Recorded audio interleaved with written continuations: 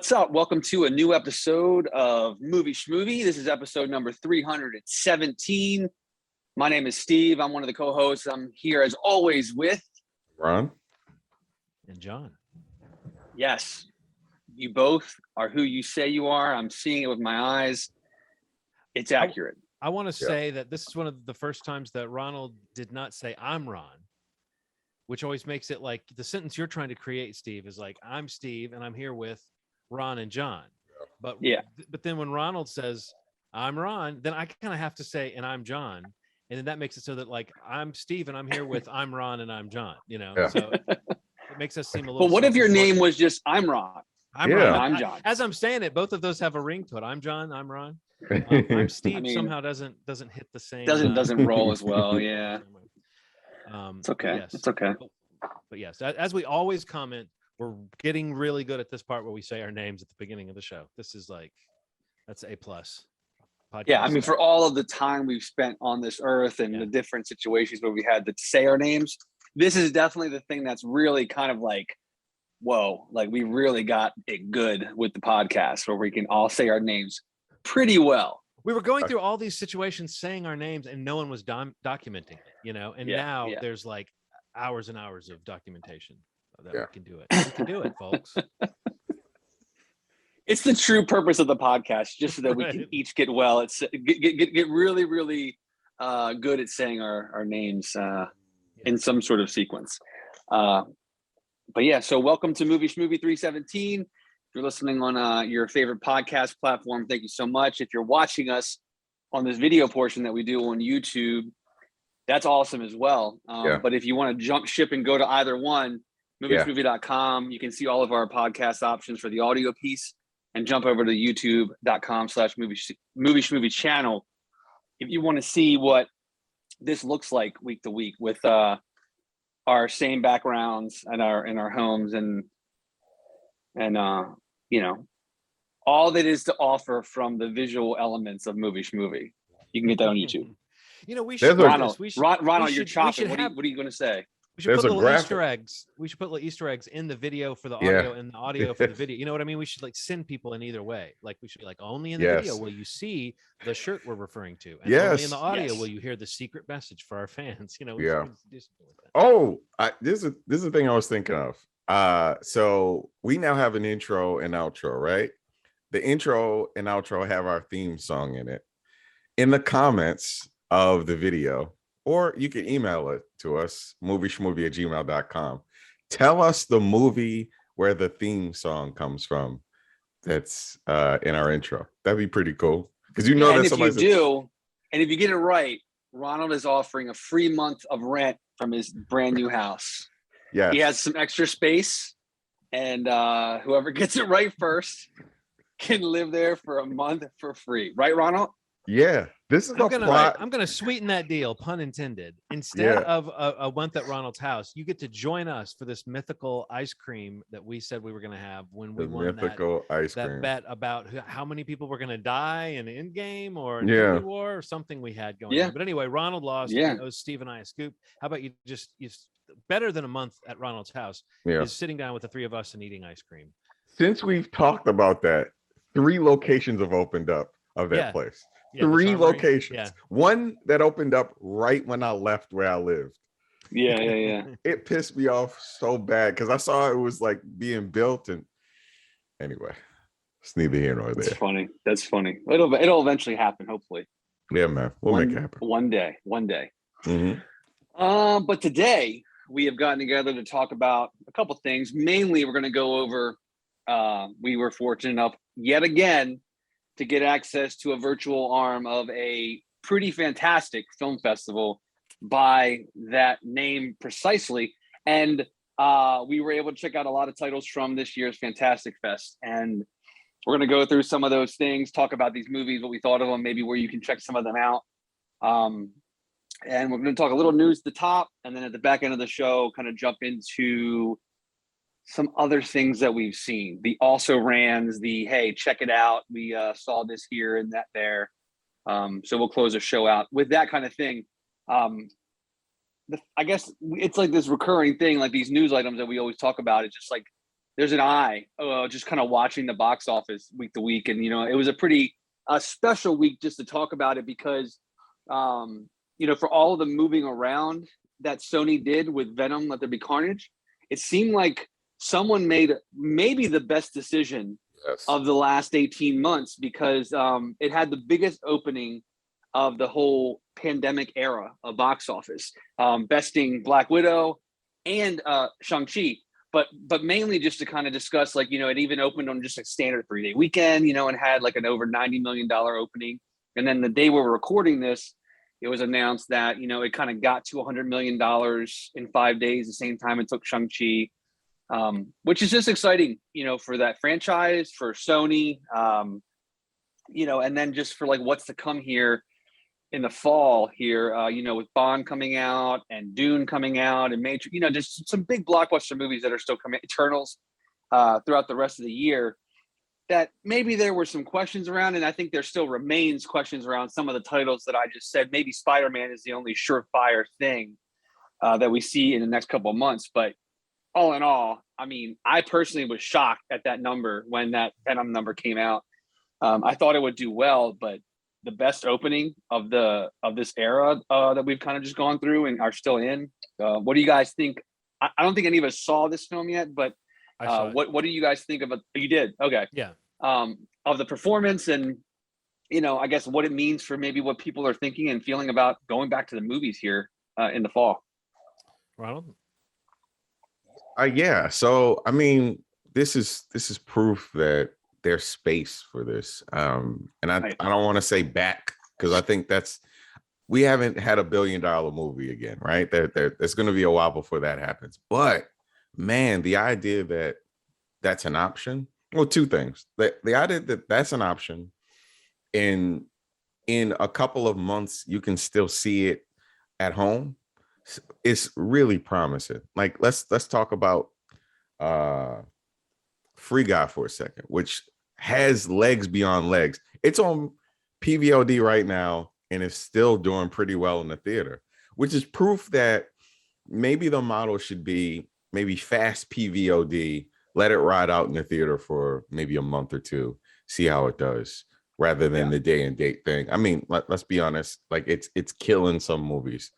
I don't like it in the way that it's movies suffer, but I'm not going back to the theater right away. And I have seen, like I saw Free Guy PVOD a couple days ago, and I know somebody that just went to the theater the other day to see it, after it came out on PVOD. And I think it's going to be the same thing with Venom. I think that because Venom has this big, it feels kind of like a renegade movie. It's outside of the Marvel Disney sort of system.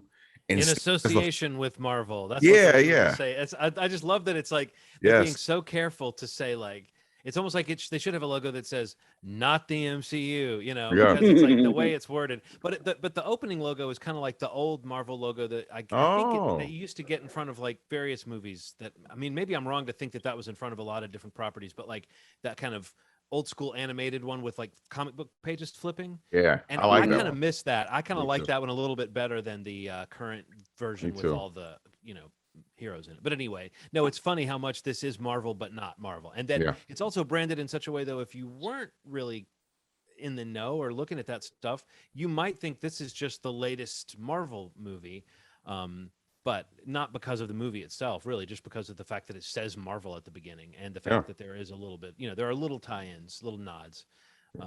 Anyway, Ronald, you were still. Oh yeah, so this is just it's a scrappy movie, man. Like I haven't seen it yet, but the first one was like, regardless of how you feel about the MCU, you could watch the first Venom and feel like, you can get into the story and have a lot of fun. And it is wacky, like it's wacky. And I hear that the second one is equally, if not more wacky, but still fun, man. Like that's a fun damn movie. So I think the key is good movies. I think that they keep talking about these movies that have failed, but there has to be movies that kind of have like a larger appeal.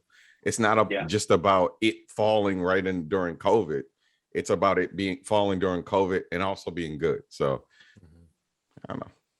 How you I do guys think feel there's a about bit it? of an upswing, though. I do think like Yeah. the fact that this movie did as well as it did is sort of like a sign that, to say it's back is a little bit whatever, getting ahead of ourselves. But it's swinging back. Like it's possible for a movie to have a pretty good weekend now, that it wasn't necessarily the big behemoth, on Yeah. the landscape. I think the fact that Venom is Venom 2, Let There Be Carnage, to be more accurate. Funnily enough, I did not see the first Venom, but the trailer for the second one looked so fun, and my son, who had seen the first one, wanted to see this one, and we made it through some homework and got ahead on some schoolwork, and the reward was let's go see a flick. So we went to see it last night, and Cool. yeah, I mean it's good, goofy fun, and I think it's the kind of movie that an audience is you could sit right down in it, and you don't have to think. I mean, I'm not trying to, I'm never really the turn off your brain and enjoy a movie guy, but this movie falls into that spot where it is crazy. And it almost like pacing wise, effects wise, everything about it. It's like, there's some weird combination of like, not like real underground movies or trauma or something like that, but there is a kind of B-movie schlocky sensibility to this that's embraced that you couldn't do in a regular Spider-Man movie. And the fact that this is tenuously connected to Spider-Man and that it's Sony that owns it, the character, and that actually Sony's loaning him to the MCU, and Disney might have some kind of whatever, that is so boring to try to explain to anybody. Essentially, this is a Spider-Man villain that has been given his own franchise as a sort of heroic character outside of that, the mythos of Spider-Man. But there are ways that I could see them folding things in the future, because that seems to be where they're going with everything. So I don't know. I think that it's like, it's both everything you just said, Ronald. It's a wacky, silly movie that it doesn't require much of you at all. Didn't even really require that I had seen the first one. There were a few things that I think would have made more sense to me had I seen the first one, but everything's kind of in place. He's basically a guy who has a sort of invisible friend that lives inside him all the time, that is always talking to him. And then that thing also is a crazy alien monster that can pop out of him and be very visible and likes to eat people's heads. And the deal they've struck is, okay, we'll fight crime, and you can only eat the heads of people who really deserve it. It's kind of the premise. So I mean, it's fun, and it's schlocky, and it almost could be pushed a little further and be like an R-rated movie very, very easily. Woody Harrelson always seems to be having a blast. Tom Hardy in this role, I kind of can't get over it in a strange way. After Capone, though, I understand that Tom Hardy is not, like, he doesn't have this sure hand necessarily about his career. So I'm looking at this role as like, this is a movie where he gets to do something kind of fun, because it's not doing the superhero franchise thing. It's doing something kind of scuzzier and looser and less pretentious in a way than all that. I don't know. This is an odd, fun movie. I wouldn't say I had no complaints about it or anything, but I went in fully expecting it to be a diversion, and it like clocks in at 90 minutes. I mean, when was the last time a superhero movie clocked in at 90 minutes? We need more of that. Right. So yeah, it was fun. And I do think it points to I think some of those movies you mentioned, they all sound like movies that are destined to have some kind of recognition. So I could see Bond having a similar weekend. I could see Eternals having a similar weekend. I could see Dune. I don't know, Dune. I'm sorry, Dune. I just don't know if this is your year, but I think a lot of people are excited to see that. And I think a lot of people will be watching it at home. Halloween Kills is another movie. I wonder how that's going to, the fact that it's going to be available for watching at home too. I wonder what that's going to do to its box office chances. But, that's a big one. That could be a hit. That'll be interesting, because that one being on, like, I don't know how many people are using Peacock as a platform, where, like, if you're dropping stuff on HBO Max, like, they've done a pretty interesting job of growing that subscriber base over the last year, or really since its launch. But yeah, the Peacock one will be interesting, and I really don't think a lot of people even know that that's happening. Like, if you see a lot of things online, like people, like, I don't know, it's in all the marketing now, but I just feel like there's a lot of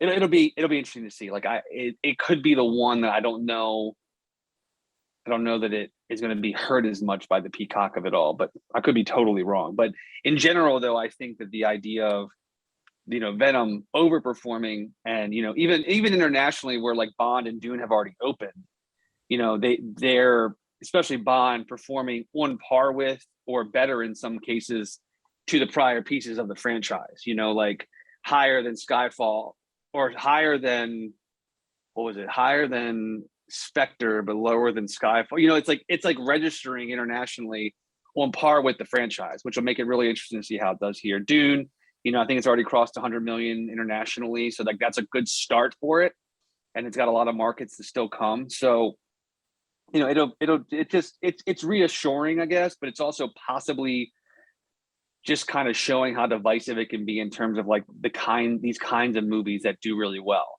You know, these like kind of easy to digest like comic book movies that seem to be doing really well. Like, let's see another blockbuster that's not the comic book movie break the 50-60 million dollar mark, and you know, that could be Bond, that could be maybe Dune, maybe Matrix, but I'd like to see one really kind of make that stamp that's not a comic book movie. Right. That's the real kind of litmus of the whole thing. But we will see over the next couple of weeks. There's a lot of titles coming out, and I'm sure we'll talk about it briefly in some capacity next week. But so yeah, let's move on to the main purpose of today's show is really just to kind of go through some of the titles that we were able to check out at this year's Fantastic Fest.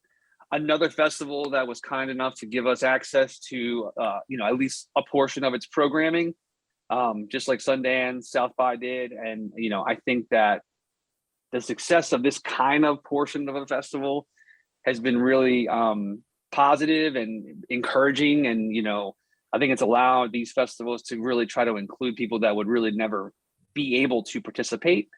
And in some ways, hopefully that helps the reach of some of the movies that they're really trying to showcase, whether those movies find, you know, traditional distribution or smaller means of getting out there.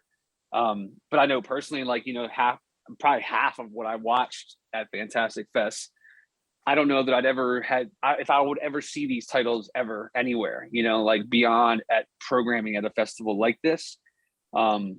But yeah, thankfully we got access. Thank you to everyone out there at Fantastic Fest or their like press group that set us up. It was appreciated. And again, their platform, I think, you know, watching these on demand, their platform, it was really nice. Oh, good. One of the more stable, consistent, functional, and flexible platforms in terms of how to watch these titles. Yeah.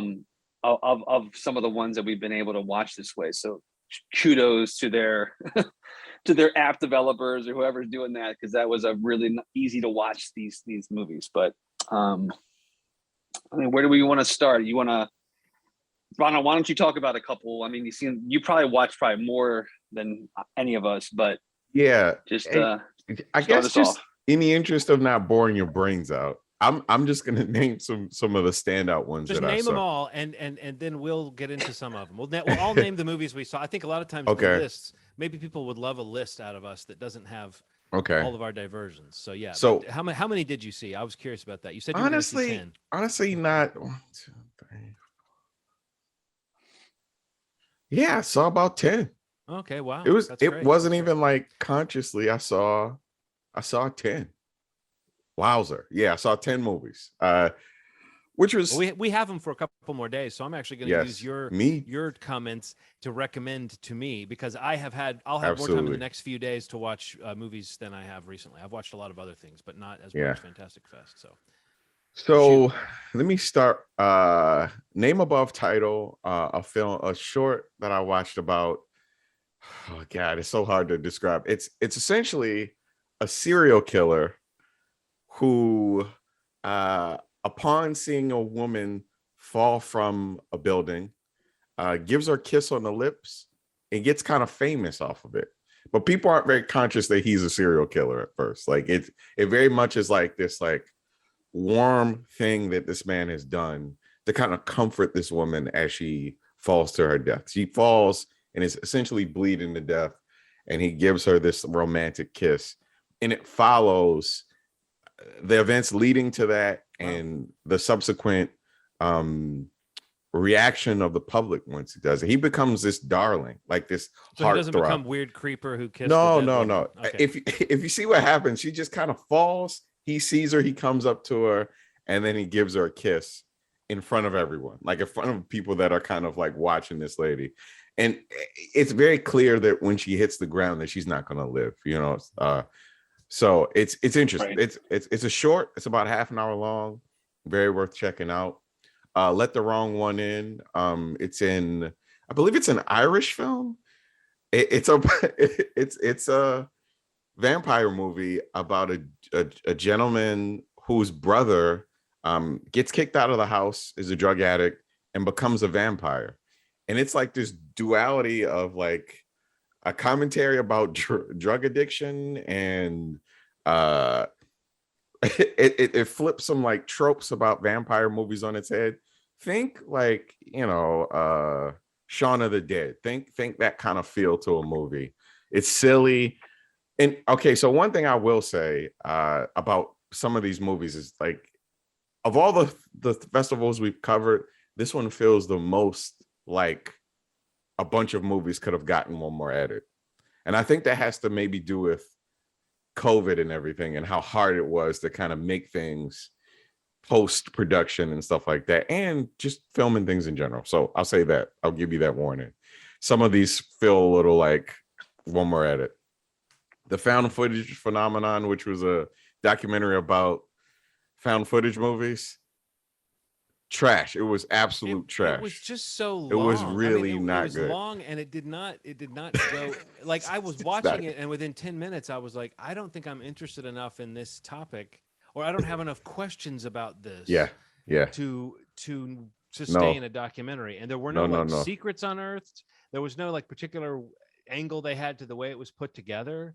I would say even the interviews with the people who I would enjoy seeing, like Eduardo Sanchez from Blair Witch, or the guy who directed Creep, they're kind of just interwoven in with all these other sort of also ran movies. And you're putting Blair Witch next to like some pretty questionable movies. Now, they did talk to the guy who made Host as well, and that's one that I rank really highly. So I mean, there's a few good movies covered really in it, but it just is, there's not, like, you start watching it and you just go, yeah, there's not a documentary here. Like, there's no reason to do this. You would more enjoy like an intensive look at how they made one of these things. Yes. Like if it was a look at how they actually made something like Host during COVID, that could sustain a 20 to 30 minute little really interesting making of, you know. But this was not that. It didn't go in depth, and it didn't, there was, I don't know. It just was funny to me how much it was like, wow, this is really stretching it to call this a subject that's deserving of this kind of dry assessment, because none of the stuff was particularly surprising. I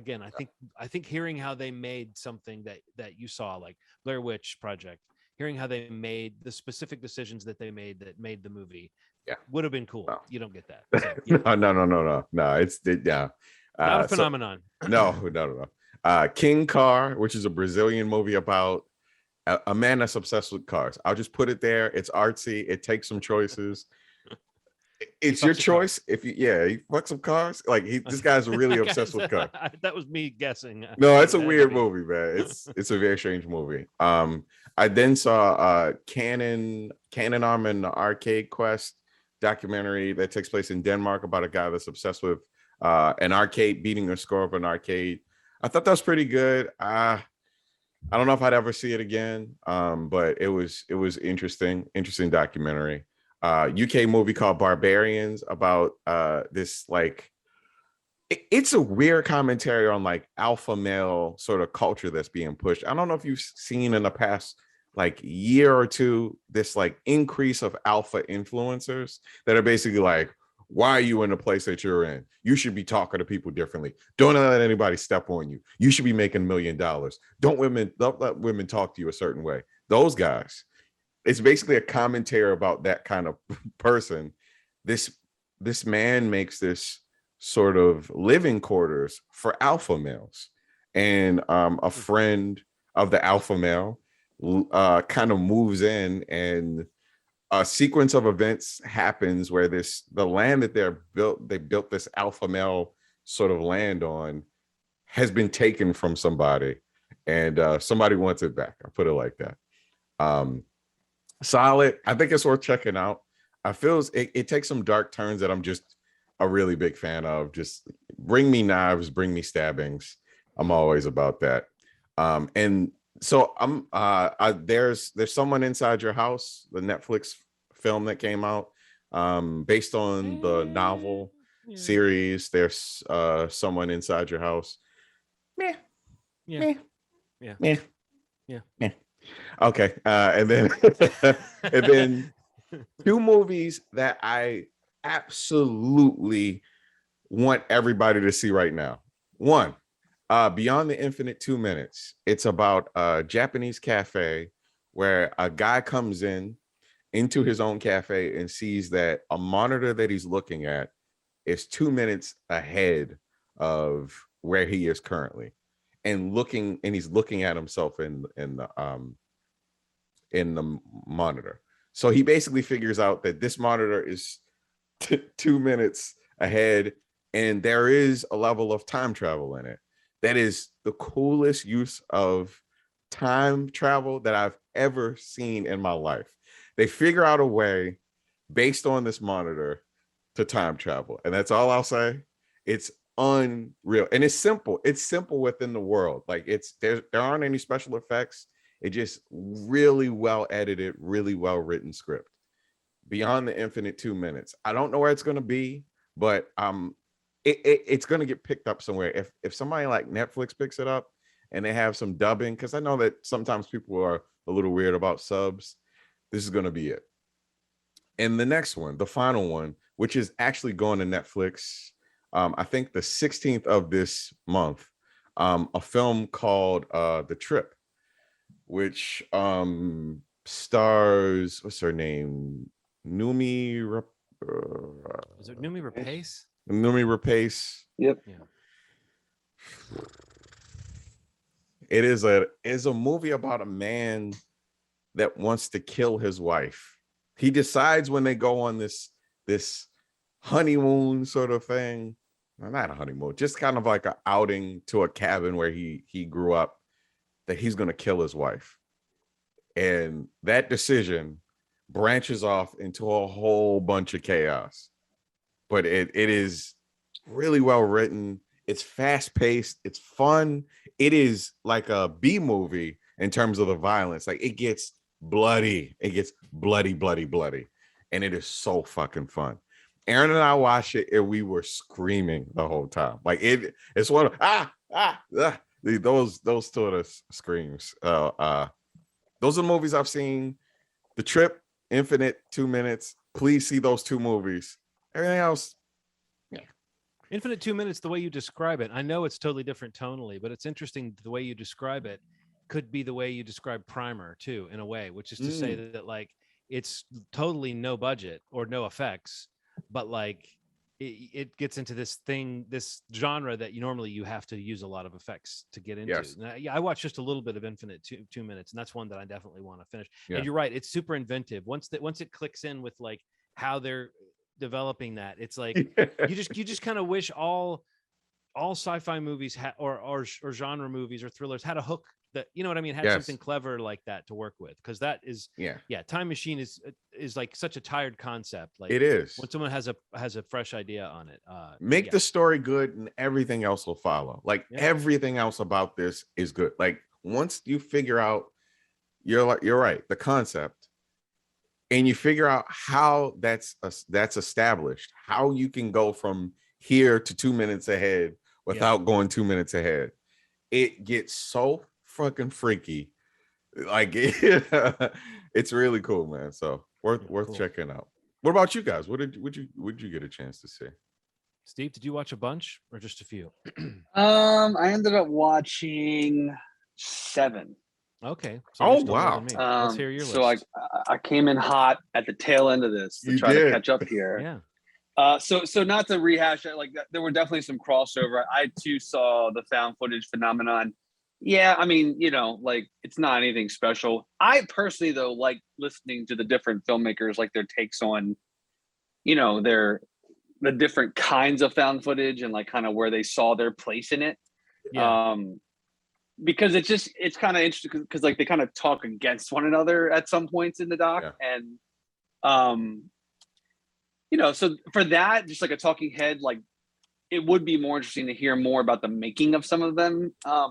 Yes. Specifically the ones like John mentioned, but like it's people like I never have really seen talk about the genre or the subgenre before. So I found it at least engaging for that stuff, but pretty forgettable. There's Someone Inside Your House, which is, yeah, like Ronald said, is actually now on Netflix. I like Patrick. Was it Patrick Bryce? Is the director's name? Who did like Creep, and he did Oh, that was him that did There's Someone in Your House? Yeah, and he or did Inside Your House or whatever it's called. Yeah, the other one that was, what else did he do? Corporate Animals and The Overnight. Okay.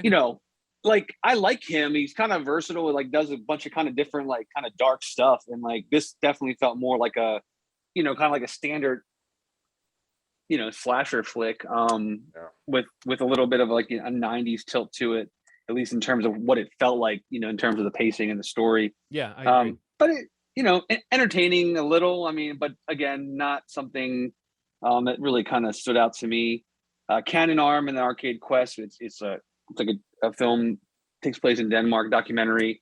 I thought that was actually really interesting, and I thought that was pretty moving. I mean, it's a pretty silly idea, like that. Basically, this group of friends that like kind of all just congregate around this arcade bar, kind of this support system for this guy Cannon Arm, who's like basically trying to break this record of playing this game for a certain amount of hours straight. Less so probably about the game, and like more so about like just how, sometimes the closest connections in your life are people that aren't really your family, but just people that you have like this common interest with, and things that kind of just pull you together. So in that sense, I thought that was pretty cool. I also saw Let the Wrong One In. I thought that was pretty fun. Very, very much like Ronald said, Shaun of the Dead. The other ones that I managed to check out that stood out to me was a documentary about a band that I really don't know anything about. But there's actually two documentaries about bands that I saw that would probably be on the top 3 of what I've seen. But the first was Who Killed the KLF, which I've heard that band's name a lot in my life, but I've never really had any association with them. But that documentary was really good and very interesting. Learned a lot about them and kind of how like the disappearance from like the music scene, and like, I guess they went through this whole period where they pulled their entire catalog from, being able to be streamed and foregoing probably millions of dollars. But it just it's a really interesting documentary about this band. The other one was This Is GWAR, who Scott Barber directed, who a friend of the pod. Yeah, friend of the pod, Scott Barber, for his Nickelodeon doc. But that was, I thought, pretty great actually. I'm very aware of GWAR and definitely listened to them a bit growing up, especially in the Beavis and Butthead era of my life. Which it was fun to see that pop up in the movie, because I think that was a big crossover period for that band. Absolutely. And Mike Judge's kind of like ability to help do that. But we talked a little bit about it on our text thread. But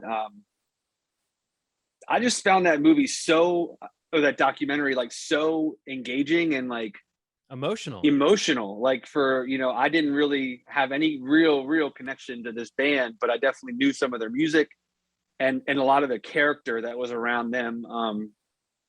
But it was awesome to see like the people in the band and in those characters, or who brought those characters to life, talk about, that again, that family that they had, and, that band life thing really kind of resonates with me, having, had my own kind of experience with it. And it's always so interesting kind of getting that behind the music take. And I think that Scott does a great job really kind of drilling into a lot of the emotional turmoil that was in that band, and, kind of how they rotated characters, members at times because of a lot of drama and some personal problems and health problems and things like that. And it's just like, it's a really well put together documentary and kind of exploring the impact that band had on like true metal bands that like are like quote unquote legit metal bands. And like GWAR kind of always had this like showmanship. I don't know, it had like a, I don't know the right word, but like, I don't know that in the mainstream that they ever got like the real respect that a lot of these metal bands like pay to them, because they really are like impressive musicians. I mean, if you really kind of get into the nuts and bolts of their music, but it's just a really good documentary. And I hope that, I don't know what the plans are for its release, but like, if you're into music docs, I think those two, the Who Killed the KLF and especially This Is GWAR, are worth your time. I know you mentioned seeing it. John, did you want to like talk about that one too? Well, the last time we talked, I said I had gone on and I had some buffering issues, and I had watched like the first 10 minutes, and I recommended it. But now that I've seen the whole thing, I was co-signing a lot of what you were saying about what made it so special. And I think sometimes a documentary captures a band at a moment where the story is sufficiently, like, the band is kind of at a point in their career where you can say this is a good stopping point to tell the story. Or the stuff we capture while we're filming is a good story. This is a little bit of the second, but more of the first, which is just the band's been around, and at this point in their history, they now exist in this different form. And so you can encapsulate a lot of the kind of early years and the formative, like the original members and what's going on with them. And the fact that they now are a band. I mean, there's other bands that do this.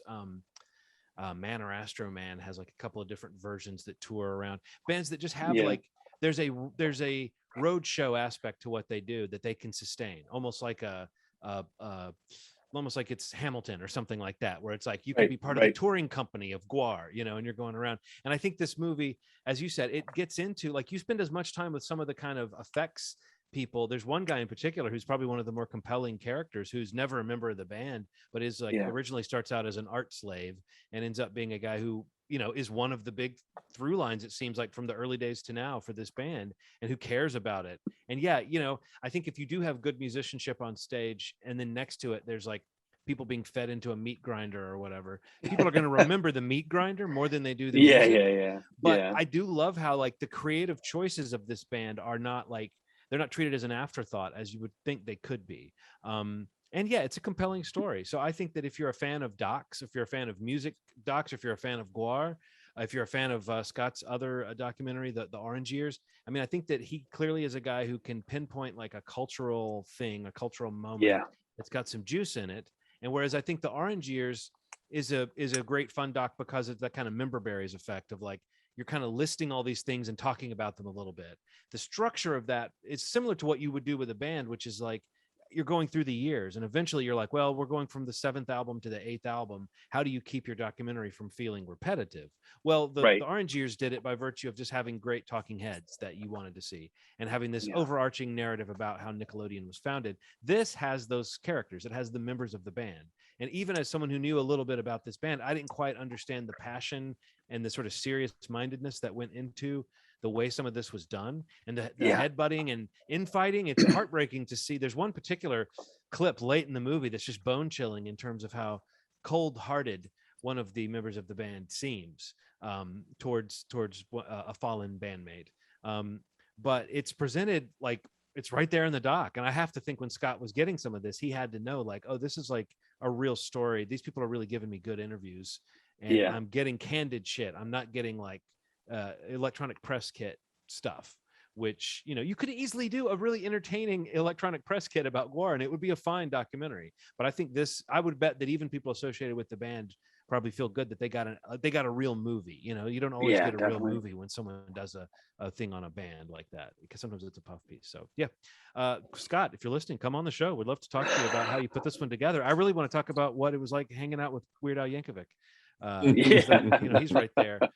It's funny too, like in the doc though, it is really like consistent with the Orange Years. Like they do manage to get, or he does manage to get, like a lot of really interesting talking heads, like just people that have nothing to do with GWAR really, that are in entertainment or just faces, voices, musicians, artists that you just may you can identify them and who they are. And just kind of, it's crazy to see, like, that how this band really has built a fan base of artists and quote unquote celebrities that we associate with in other ways. But like Weird Al and Ethan Embry, Thomas Lennon, Alex Winter, like all these people are like seeing Ethan Embry so much. I mean, I guess we just love Ethan Embry, love right? Him. We love Ethan Embry. He's great on Grace and Frankie too. But like, he's so endearing in his interviews. Like, I felt like I wanted to ask Scott, like, was he just fun to talk to? Because he really feels like he's having a real conversation and he's looking around and kind of reacting to things. I don't know. Ethan Embry. Also, if you're listening, come on the show. We'll love to talk to you too. The Sparks doc had that too. The Sparks brothers had that similar thing of like Edgar Wright has a cool Rolodex. And he said everyone he talked to when he was filming that documentary, if he ran into somebody on the street, he said, "Do you like Sparks?" And if so, he has Beck and Scott Aukerman and Flea and different people like that talking about it. And it's like that's a cachet for the band, obviously, to be like, look at who likes this band. It's kind of that thing of like you're the musicians, if you're getting that. So anyway. Sure, that's a great stamp of approval. You can't buy that. The only other one I wanted to mention real quick, and then I'll be done. Is it's the last one I watched, which is actually it was one of the more entertaining ones that I watched. It's called Sweetie, You Won't Believe It. I wanted to see that. You should try to check it out if you have an opportunity to. Very much, I mean, just like kind of gave me like a little bit of like, what is it called? Like Tucker and Dale versus Evil. Right. Did you ever see that? Yeah. Or even like even a little bit of like some of the like the kind of like Taika Waititi, like more of the like What We Do in the Shadows kind of silliness of like not great situations to be in, but there's still humor in it. And it's basically about these three friends. It's a film, I think it's from Kazakhstan, and like these three friends go on this fishing trip and kind of cross paths and witness a mob hit out in the bush. And basically that is an element of like the movie in terms of like them getting away from that, them witnessing it. But then and then there's like a wild card piece that happens in the movie where there's this other character that has his own motivation to wreak havoc on basically anyone that crosses their path. And all the while in the background, the main character of the three friends, like he's trying to get back to his wife, who's kind of giving birth to their first child. But it's kind of just like it has that kind of silliness, horror comedy. It gets some pretty explicit like kill scenes and like just some brutal murders, and but still like revolving around like just these three idiots that just cannot get out of their own way and just like stop. You know what I mean? Like it's just like just leave, but it's like they keep creating a worse problem for themselves. But I thought it was pretty funny. And, again, like just kind of easy to watch, barely an hour and a half. And it moves quick. But I would say like the Tucker and Dale, like that vibe of that movie, if that rings a bell for you or you like that kind of film, it definitely is in that vein. But yeah, it's called Sweetie, You Won't Believe It. And it's kind of all based around like the idea of him having to explain to his wife what happened and why he's late for the birth of their child. But you should check it out, Ronald, if you have an opportunity while we have the window still. It's worth checking out. I saw that one. Yeah. The only other one I saw that was at the festival that actually wasn't part of the offering we had, though, it's out today on VOD, I think, is VHS 94. Did either of you sit through that? Not yet. Not yet. Well, don't. I would say sit through it did not lead into a good. Yeah, no, I mean, I was so bored. I mean, I was like minutes in going, I'm just bored. But I mean, like, I do think there are moments, there are flickers. I am not I know people that like those movies. I may even know a few people that have worked on a couple segments for those movies.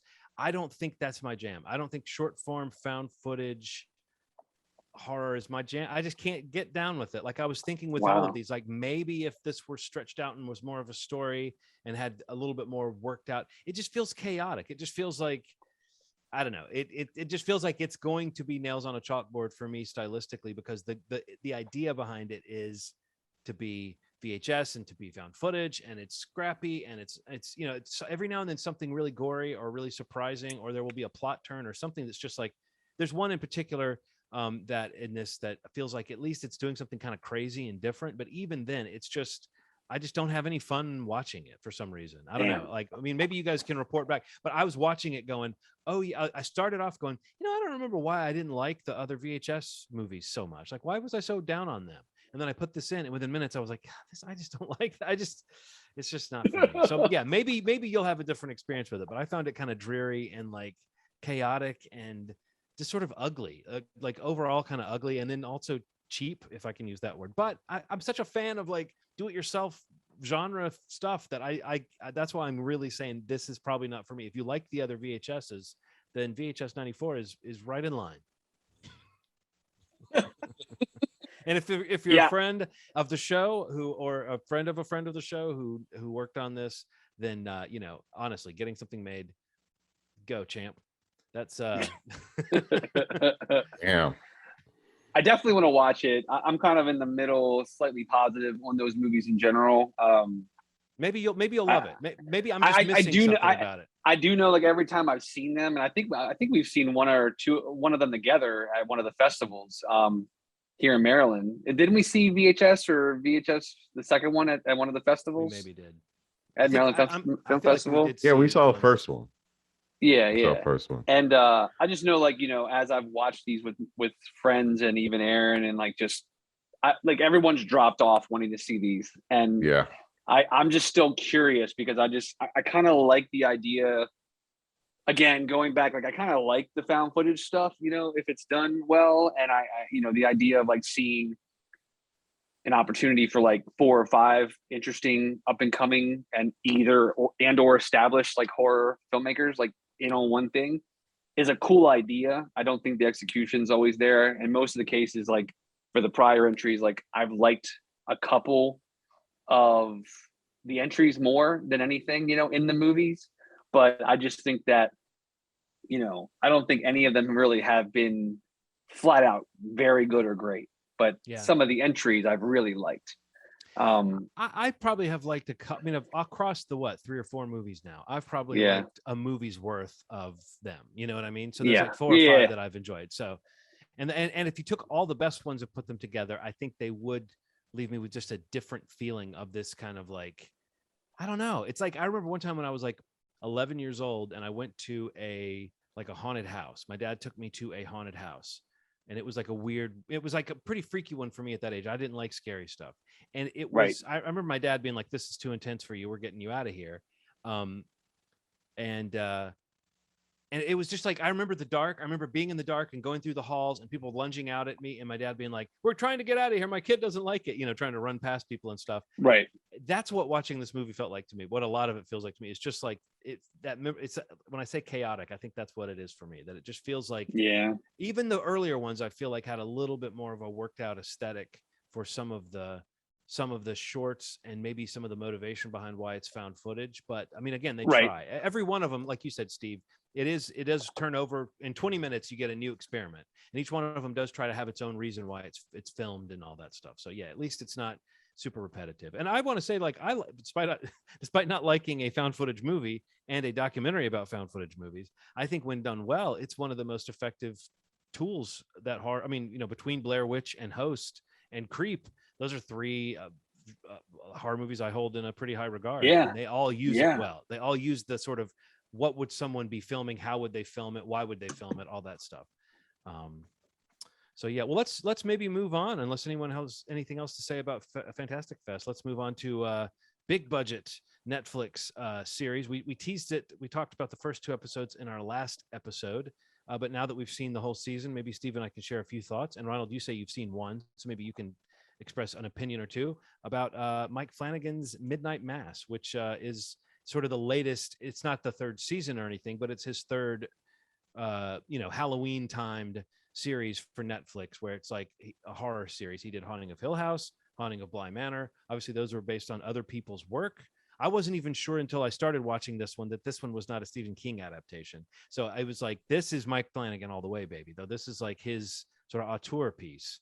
And now that you've seen the whole thing, Steve, what did you think? I know you're a Flanagan fan like me. You're a fan of God damn it. I love that guy so much. And I really just genuinely believe like he's the guy. Like he's my guy. Like I feel like he's batting pretty much 1,000 for me. And I love listening to him talk about his process, as a writer, as a director, working, with Jeff Howard, who actually is like he's a writer producer from Baltimore. He's worked on a bunch of his stuff with Mike for a period of his life, lived in Maryland. Yeah. Went to Towson, right? Towson. Yeah, went to Towson. And then Trevor Macy, who they make these films with, he's one of the producing partners at Intrepid. Like, I just really think he just like really gets how to tell a story that is a nice mix of horror and drama and human and emotional. And it's just so well balanced that, no, it's not like brimming with like these jump scares nonstop, every 10 minutes or anything like that. But I just think that the weight of, the story and the weight of the people that we're following, the characters that you meet, and, even with only seeing one episode, Ronald, like, you probably can agree that, like, you get to meet a lot of people in that first episode and learn a lot about them and their place in the town and, just where they all are amongst one another. And he's so efficient at that. And, it's just impressive, man. And like, even the day that we're recording those stories through the season, like, right, he really right. sticks with each one of those characters. Pretty much gets a real story. Yeah, absolutely. And that's what I mean. It's just that, like, no, I know. He's so efficient with the time. It's like so many other stories that we've seen, and even ones that we really love and champion. Like, most of the times, like, you see a lot of those things, like, where half the characters kind of fall out of the story, or like you have these plot ideas that just kind of disappear because there's just not enough time. And he definitely makes use of his time, in terms of the series that he's done, and even the film that he's done. I mean, like, he did Doctor Sleep, and I thought that was absolutely incredible. Yeah. And he just is like, he's just special, man. And I was going to say, like, the day when we're recording this, they announced he's doing like another series with Netflix, based on like stories from Edgar Allan Poe, and he's got another series already done with Netflix. I forget what that one's called. That was, I think, called The Midnight Club, coincidentally. Which is right, like, I think it's more of a tween-based thing. It yes, sounds like it's based on like a series of books or some pre-existing property. Excuse me. Right. But I don't know, man. Like, I just love the idea of in 7 episodes of a show, and I don't want to spoil anything for this series, so we will not say anything that's going to spoil this, even though it's been out for a week now. It's just like, you really want to just stick with a show that rewards you for your time, I think. And we watch tons of movies and TV shows, as everyone has the option to do now with so much content out there. It's easy to miss it. So I would just say, like, I can't recommend it enough. It's one of the better things I think he's made. One of the better, if not the best. I don't know. Like, it's hard to say. I do want to watch it again. I know, John, you were able to watch it a second time, but again, and I said it last time, like, I love how he kind of like keeps these actors and actresses, like, kind of, you see them pop up in a lot of his stuff, and I think that really, you see the benefit of that, I think, in the fact that, like, he really knows how these actors really kind of play off of one another and like what their strengths are. And that really comes through in the performances of pretty much everybody in the show. I think everybody is pretty phenomenal with the time that they're given on the screen and the time dedicated to their part of this story. But and I don't want to say that there aren't any kind of creepy or scary parts in the show, because there definitely are. Very unsettling parts and uncomfortable parts, and even disturbing. Like, there's some imagery that's like, yes, right out of your darkest nightmare. Yes. But yeah, I don't know. I don't want to get into any kind of spoilery type stuff, especially because Ronald hasn't seen it all, or any viewers or listeners. Like, they've done an amazing job trying to kind of bottle up what this show is really about in their marketing, and they've made an effort to kind of like take a vow of silence, if you've seen the show, and let people kind of understand and discover what it's really about on their own. And I think it's pretty smart, because I think if you can really kind of, I personally, Aaron and I, like, when you really start to understand what it's about, you're just like, wow, okay, like, that's what's happening. And that was pretty awesome to not have that spoiled for me. I would have been bummed had it been spoiled. And you mean the sort of like what the hook of the actual supernatural, whatever you call it, story is. Yeah, it's like I knew it was going to be dealing with faith. Mike Flanagan is a man of faith in his own life, or at least he's alluded to that. I knew it was going to deal with those questions in a way that felt sincere. Like, Mike Flanagan's very earnest a lot of times with his filmmaking. Like, he has He lets characters tell long stories. There's if there is not a criticism so much as just a stylistic tick to this series, definitely the long monologue is something that it uses, and it gives each one of its kind of key characters a long monologue almost in some form. Yeah. And some of those maybe work better for you in terms of keeping your attention than others. But even on, like on the second viewing, I will say this is a show that you're referring to kind of the twists of the story, Steve. This is a show that like the second time through, it's one of those where everything you're going, oh God, they're setting it up here. They're setting it up there. Every little thing they say is like, not like too on the nose, but it's like, it's that good version of deliberate that we sometimes talk about, the bad excuse of, oh, it was deliberately slow paced. It was deliberately, but I think like, I won't spoil any story thing, but I will say that like those long monologues, like there's a great example of a scene where it's like, it's just an insane scene. You wouldn't have it must be a 20-minute scene. That's two people talking about the nature of death. Yeah. And it's like a play. And I don't even know if I think it needs to be as long as it is, or if I'm in the room with these characters, and these actors are given such room to breathe, and you get time to go, wow, this is kind of going on a while, and then go, oh wait, that's really an interesting turn, and it's like two people talk about the nature of death. One person sort of believes in the hereafter, one person doesn't, and the way they talk about it, it's just so, it's like, especially the second time, the person who has the belief, the show allows them to seem a little childish in their belief.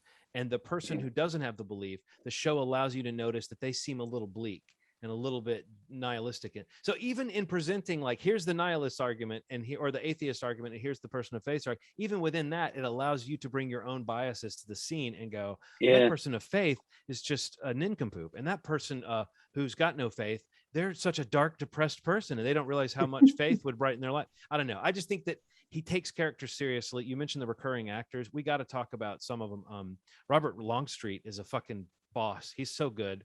Henry Thomas is back in such a big way because of Mike Flanagan. He's one of my favorite actors again. He's great. There's a scene that starts off with him dancing with his wife that then gives us a montage of what's happening across the whole town. That is one of my favorite pieces of filmmaking of recent years. It gets me emotionally. It's got, like Steve said, this is not straight up horror throughout, but it's got the creep factor, these little indications that things aren't great.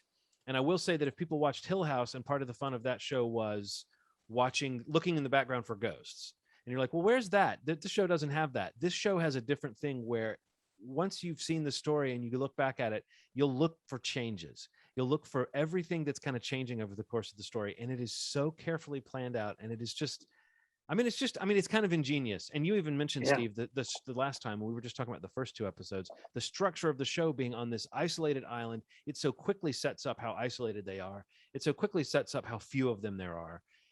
It's just, there's so much elegant stage setting like that. And it feels really like like a labor of love. This really feels like a special story for Mike Flanagan. Again, if you like his stuff, I think this will be a right down the middle for you, even if it challenges you in some spots. But it's like, I just don't know if anybody else is working on this level with this kind of material right now. I really can't think of anybody else that I'm that excited about, particularly in one of my favorite genres, if not my favorite, which is this kind of horror, but horror with characters, it's not trying to go for the cheap thrills at all. And Hamish Linklater, I didn't mention him. Jesus Christ, he's fantastic in this. Yeah. There you go, Ronald. If you don't like it, then we'll speak to you, but we'll look at you funny for I really want to watch it. The problem is, I was battling watching the festival stuff, and there's another thing I want to talk about, I guess, that I watched that just kind of took over general talk for a little bit that affected what I prioritized. But I absolutely want to watch this, and I wanted to watch it in my basement so that I could, because the first episode I watched, the thunder. So I'll tell you how good the sound is on this show. There's a thunderstorm in the first episode that it rained the same day that we watched it. Aaron was so convinced that it was happening outside. There's a spatial thing that he's doing in the show, and it's not just that scene. There's like a couple that shouldn't have sound the way that they do. I guess the setting where he goes to where the cats are. Does that give anything? Where the cats Or I don't know. That's fine. There's cats. Okay, yeah. What just the section where the cats are. It sounds like you're kind of in the middle of a field. Yeah, it's thrown around. So even if you just have a sound bar in front of you, like this good use of sound combined with just a good story. So I have to finish this. I have to finish this thing. Yeah, I can't wait to talk to you about it once you. Oh man, I can't wait to talk to you guys about it. So what's the other thing that you want to talk about? Yeah, man, transition. Let's look. A meteor hit the Earth the other day, and it was called Squid Game a couple weeks ago. Okay, yeah. So this is a pretty unique Netflix situation because it is a fully Netflix financed thing. They made it. They aren't. For those that don't know, a lot of Netflix's content, let's say about 50% of their content, is acquired from other places. So they existed on other networks, other services, other regions of the world. They put the Netflix stamp on it and then put it out. This show was fully produced and created by Netflix. It is a Netflix original through and through. They will never lose a license for this show. Fully produced. It is one of the most compelling shows I've seen in a really long time. I mean, just in terms of like, if you just it isn't super heavy. I mean, it does tackle some very heavy things, but it's casually fun in a way that I just haven't seen in a really long time. And for any of you guys that like Hunger Games, fans of Cube, I don't know if you remember Cube back in the day, Battle Royale, which is pretty much the inspiration for this in many other films. The first Saw, it's a ton of films that just kind of borrows from the sort of feeling of this show. It's a group of people who are kind of down on their luck in Korea, South Korea, and they're invited to play a game that is a series of childhood games that if you win quite a bit of money, and if you lose your life. I don't want to say any more beyond that, but it is one of the most compelling shows I've ever seen. It because it takes little things that you've played some of these games before in some way, shape, or form. You've done some of these things. You've imagined. You've always played the would you eat a roach off the floor for $1 million? It's that sort of feel to it that it creates this conversation about what you would do for some money and what you would do to somebody to get to money. I've never felt like this about a Netflix show beyond some of the some of the horror films we've talked about, some of the shows. So this is one of those shows that just hit me like a ton of bricks that I was not expecting to. Yeah. Squid Game. It's also one that's like completely crossed over. Like it's like one of those ones that has kind of entered everywhere. Yeah, it's got memes of, I haven't seen it, but like memes of like the character, like the red light, green light trailer you can see. It's again noted, it's been like on the top of the Netflix charts as number one for at least a week. I mean, a week or two maybe. I don't even know. Yeah. But yeah, that's on my list for sure. I sounds interesting. Somebody else was comparing it to a movie that came out last year called or actually I guess last year, The Platform. Did you guys see that? No. It was a very good movie. I think it's also on Netflix. Yeah, it's really good. Just in this idea of like competing like against one another for something, especially if you're kind of down on your luck or strapped for cash or whatever the circumstance may be. But this one sounds really interesting and very entertaining too, from what I've heard and what you're saying. But definitely plan to check that out. I'm gonna name one more show and then I'm out of here. Foundation on Apple TV Plus. Man, Apple's doing something. I know there's like this general complaint that like Apple's shows are like one step away from being this like high end sort of thing, but I promise you will never see a show that looks like this that is a series. I've watched clips of Dune. This is like on par with the special effects. Like, I don't know about story wise. Dune is like an incredible story from pieces that I've heard, parts of the original movie that I've seen. But Foundation is just hitting me like a ton of bricks right now, man. You're getting hit by a lot of bricks recently. Yeah, man. I don't know what the I'm worried about you, dude. You know, I know, man. No one ever says that hit me like one brick, which would be incredible. I mean, like, not incredible, but I mean, like, it would be. You'd remember that. Yeah, it'd be life changing. Yeah, so a ton is like, it just squashes you. Tons, multiple. Yeah. You gotta get hit with a ton of bricks, because one's gonna miss you. You're gonna dodge one. And then one's going to hit you on your shoulder. You just dodge right into another. Oh, so I hit shoulder, head. Yeah. Lee Pace is an asshole in this show, and I can't stop thinking Lee about. Pace plays kind of a prick in this one, huh? Oh. Yeah, man, he is evil. He's like, and I love him. He got a personal trainer. He got a personal trainer, and he doesn't look like the same Lee Pace that you've known. He looks like a wrestler. He's like real buff. And he's really. I see him on social. He's a good follow on social media. I've seen him in his jack state. Yeah, but man, this one's a bag of crazy. And all right, all right. So this is what I'll say. This is what I'll say. I just throw the plot out there. What if a civilization had to start over again, and they had access to all of the information from every sort of civilization, but they choose to just write it the way that it happened in their heads, not the way that it really happened. But it's a very interesting commentary about the way that maybe our history was written, the way that, other organizations, other civilizations have chosen to write history. And it's not necessarily the victors write it. It's just the people who write it. It's not necessarily who was the victors.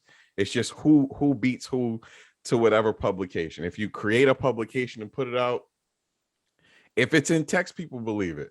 And there's a real cool commentary about that in this space show about a civilization that is trying to create this library of their civilization. It's a cool show, man. Yeah, I read a couple of the Asimov books, but the show, it looks like one of those adaptations that takes the original concept, and which is huge and has lots of material, and kind of turns it into something different. So I'm very interested to see that one. It looks great. I mean, you were saying that Apple seems like they're a step away from some of these production values. I feel like Apple has been pretty, like, when they want to do something that looks slick, it looks pretty slick. Now, it doesn't mean that the content has always been the greatest, but I think production value wise, they definitely can cook up a good looking show. So, well, I was wondering, did anybody else watch the Many Saints of Newark? I did. Yep. What did you think? Like, are you a Sopranos guy? What I did am. you think? Like, I am a Sopranos through guy. and through. I have debated whether I would ever need to rewatch The Sopranos, but after watching this movie, I realized, I would totally rewatch The Sopranos. I don't know that I would rewatch this movie though. I think it has moments that feel like little character moments, little exchanges, little dialogue bits, some little jokes. There's definitely some stuff that feels like this is David Chase, his peculiar look on the world, his peculiar look at like the way people deal with trauma and dysfunction, and his sense of humor. And I think that's present. But I don't think this movie, like for me, I kept thinking like this is an odd return to this world, and it felt like way more fan servicey than I was necessarily expecting something like this to. Like, I feel like David Chase is the anti-fan service guy. Yeah. I was shocked to see some of these, like the guy who's doing like young Silvio is just like, is like basically like Mad TV level sketch acting. It's like an impression of a character. So some of that stuff was just hard. It's hard to square it with the show. You know what I mean? Like, it doesn't seem to add up. However, James Gandolfini's son playing young Tony, some of that stuff really does work and gets you in the feels. What's his name who plays Dickie Moltisanti? Is that oh God, he's great in this. I feel like I always forget that guy's name. Is it Alessandro Nivola? He's great. There's a few good performers like that in there, but it just, you seem to be shaking your head, Ronald. It doesn't feel like it quite fits or that we needed it. I don't know. I'm surprised they did this. I'm honestly surprised that David Chase, who seemed like he was done. I made my statement. This was the show I wanted to make. I'm done. I'm surprised he wanted to come back and make this kind of, prequel. It's a very prequelitis kind of prequel. It's got all those little earmarks of a prequel. So one of the things that legitimately bothered me, if you read up about how it came to be, like Sopranos was originally supposed to be a movie. They didn't want to make a movie out of it, and then he adapted into a TV show that became, everybody's favorite show, mob show. Yeah. One of the things that bothers me about this prequel is that it really is a paint by numbers mob movie. And that's not the way the Sopranos felt. Not at all. Not at all. Yeah, it feels like there's a lot of tropes, like let's do the extramarital affair. Let's do the conflict with the black guy. It's like every piece of shit, trope in a mob movie this thing does, and it shouldn't have, right? Mm-hmm. It feels so self-referential that it's not a standalone movie. And that's why it's so bad. Like, it should be its own movie. And I think that's what, you've kind of said through all the things you were kind of saying, like that's what made me think, once you were describing how you felt about it, it's not a standalone movie. It's like, remember this person? And you're right. There is a lot of like, gobble, like everybody's talking like that. And it feels like in Sopranos, sure, there were people who felt like, you've been places and seen people converse and felt like, man, this is heightened. This is a heightened conversation versus a damn near, like you said, a parody of a parody of a person. And it should not fucking feel like that. Not for something that's so beloved. It's not a good movie in that respect. But it's not for something like you said, that like Sopranos was not the typical mob thing. No. It broke all those conventions, but this kind of, it breaks a few of them. And I do think narratively, if you look at like what's revealed, like what a certain character does in this story, that is like kind of the main event, it's interesting. It feels like it could have been a cool episode of the show, a cool flashback episode of the show. Yeah. Or if they ever did like a prequel season, which I would not want to see, some of this storyline could work. It just, I think you're right. It's an odd fit for a movie. It's an odd thing to do now, like the Deadwood movie, which I know a lot of people didn't love, but I enjoyed it because at least it came in and said, okay, we needed to conclude this storyline. We didn't get to do some of this stuff with these characters. Right. Let's put a cap on it.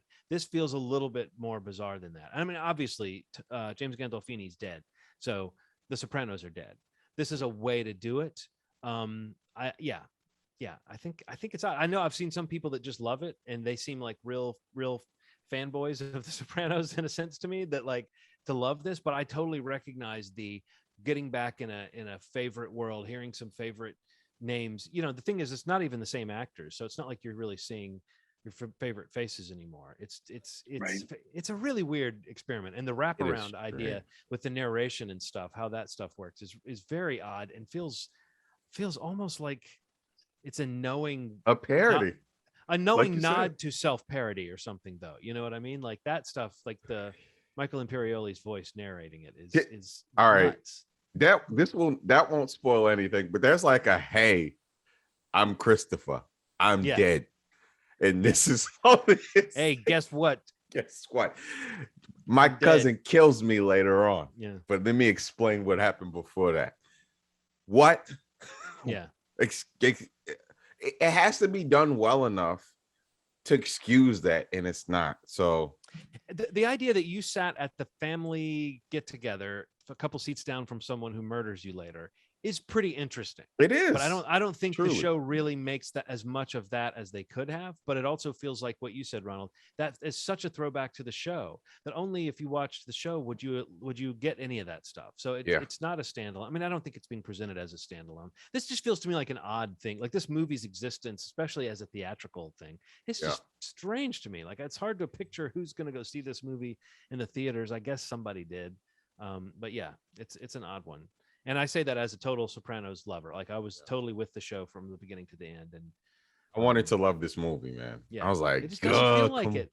Even the way it's color graded, everything's kind of bluish. It doesn't even have the sort of rich look of the show. Anyway. Yeah. Let's anything else anybody watch? I feel like I've seen lots of I saw the Ted Lasso season finale. Did anyone else watch that yet? No, I didn't see the finale yet. Well, it's out today as of this episode. Okay. So I'm not saying, anyone who's listening or watching can go watch that, but it's more Ted Lasso. Maybe after you guys have seen it, we can do a little looking back at the season, how we think it stacked up kind of thing. But I feel I enjoyed the season, but I understand where some of the criticisms are coming from. I think it's interesting when a show is such a like viral success, sort of, or word of mouth success like that one was, how it responds to that, how it makes a second season.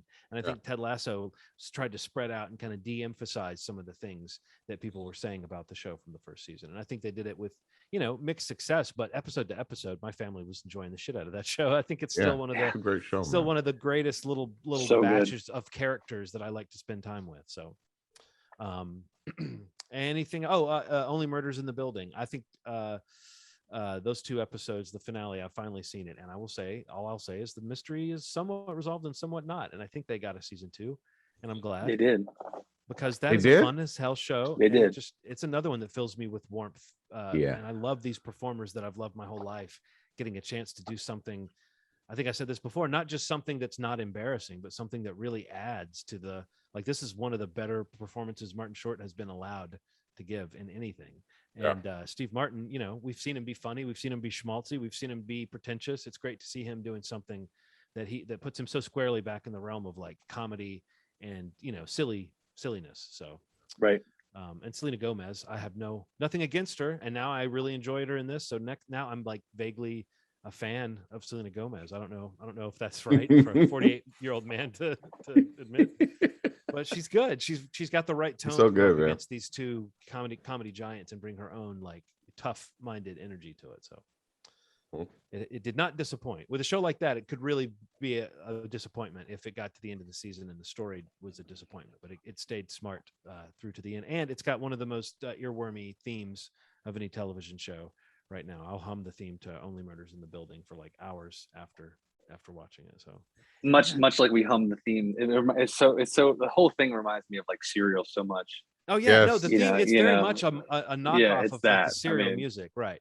But in the last episode in particular, there's a sequence that really makes use of it, like a big overdone version of it that really emphasizes what a great versatile theme. And that's when you realize, like, oh yeah, I've been hearing variations on this melody throughout this show. And here's like one of those, like, if you got the soundtrack album, this is the track you would put on, because it's like the final form. That's awesome. But I don't know. I feel like there was something else that I watched that either got finished or but no, that's maybe No One Gets Out Alive, the Netflix horror film. Really a bizarre movie. It's short enough that it being a slow burn and saving its real shocks for the end is not too disappointing. I thought it was a really well modulated, weird movie that by the time it gets to the end, it's like kind of crazy. I don't know. I enjoyed No One Gets Out Alive. I could see people thinking it's kind of drab or slow, but the mood worked on me. And like I said, it's one of those that when you get to the last 10 minutes, you go, oh, okay, yeah, you had something to show us that we've not seen before. And that's a plus for any of those type of movies. That's a lot. Yeah, that's plenty. Yeah. That's polenta. Yeah, I don't have anything else to add. Cool. Ronald? Ronald, anything else? Oh, There's What If? Something. Oh, What If? The season finale of What If today. If? Yeah. We will answer the question. What if? Ronald, we weren't kidding. Like, you pointed out that they revealed in one of the recent middle of the season, you said they finally fully revealed that the Watcher is a black man. And but it was like after with a big that, head. like, but it was like after that, he started becoming much more of a character in the show. I think we were joking about that design. Yeah. But what we actually were noticing was they were lingering on him more and giving him more to do. I thought I ended up really high on that show at the end of the season as far as what it adds to Marvel. It's an animated show. It doesn't need to be the movies to me. I ended up really thinking like this was a fun, little experiment, and at its best, that animation looked incredible. Like there were some moments of action and some of the fight choreography and just the fun of it, the mystery of it. Who's going to pop up? What's going to happen? Who can die because this is a different thing? I thought it was, to me, it was a really successful experiment by the time it got to the end, and it kind of showed you what it had been doing all along. Yes. When you figure out you're right. I did not like this show overall, but like I said, there are some highlight episodes, truly amazing episodes, right?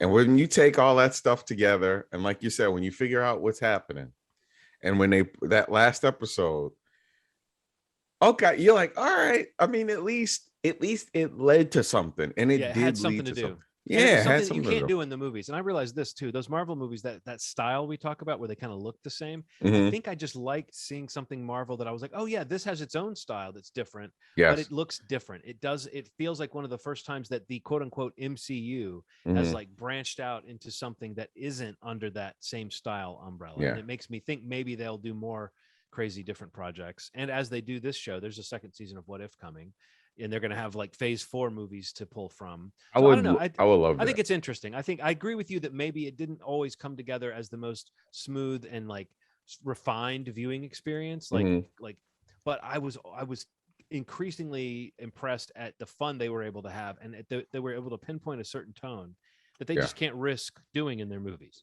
a little bit more irreverent and subversive. The animated stuff really allows you to do a lot. There's parts in the movies. I love how much they spend up $100 million on stuff, but when it gets to special effects, sometimes it just looks a little odd. With the animation, everything is seamless. So if somebody goes from huge to being thrown across a building to coming back, and all this stuff is seamless. It all looks the same. Whereas in the CGI sometimes in movies can be a little weird, and the lighting can be weird. So that's one thing I will say makes this really cool. Like, you're right. Some of the animation looks out of this world, especially in this last episode. Looks unreal. So I'd say check it out.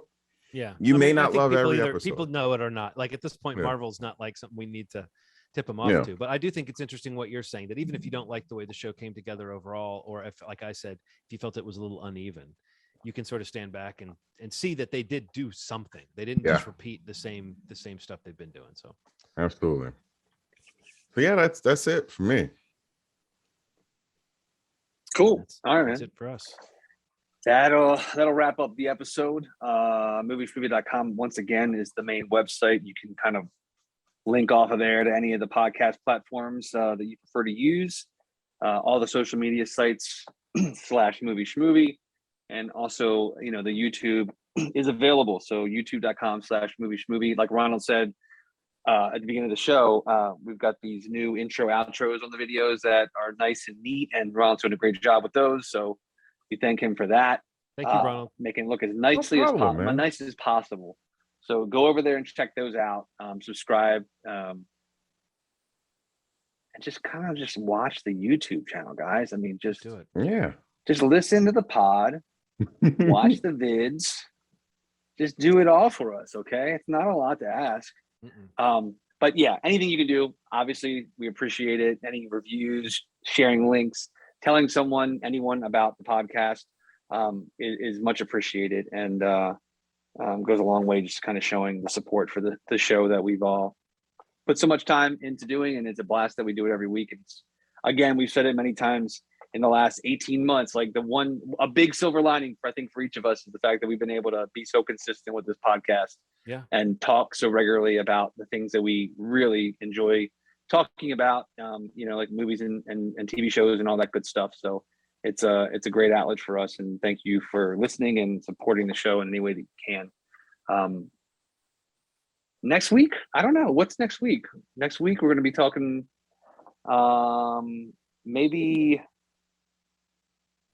Halloween Kills. We'll see what we can do for that. I don't know. Maybe what else? Well, Bond comes out. Today, Bond. Right? Bond comes out today. So we teased that we were going to be seeing that and talking about that, but that didn't happen. Ronald and I both managed to miss a screening. You were out of town. You had. Yeah, we both. It's okay. That's failed on that okay. mission. No, We'll figure it out. But we wanted to. Especially once you tease it on this show, it kind of becomes sacred. But no, we weren't able to talk about Bond this week. You already noticed that, probably, listeners. But yeah, we'll dial up a nice show next week for you guys, no doubt. There's the promise. We'll figure it out. We will figure it out. And we make a nice show for you. Yes. Hey, that's what we do here. Cool. All right, man. Good seeing you guys. Thank you for listening once again. As always, you've made our day. Thanks. Bye.